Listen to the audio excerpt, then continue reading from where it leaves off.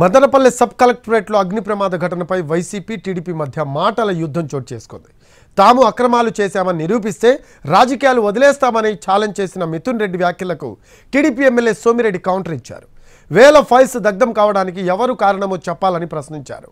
ఓ మాజీ మంత్రి sub collector కార్యాలయం తగలబెట్టేస్తే మరో మాజీ మంత్రి కాకాని కోర్టులో దొంగతనం చేయించారని ఫైర్ అయ్యారు.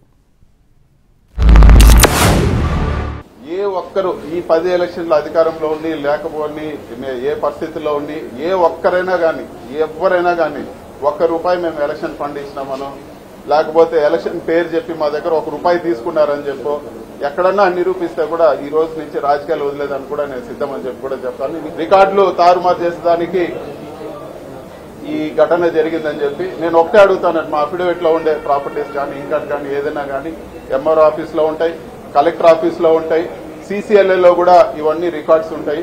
సో ఇవన్నీ కూడా ఏదో చిన్న ఘటన జరిగితే రికార్డ్స్ అన్ని తారుమారయ్యే పరిస్థితి ఉండదు. నన్ను అడిగితే నేనే ఇవ్వడానికి సిద్ధంగా ఉన్నాను.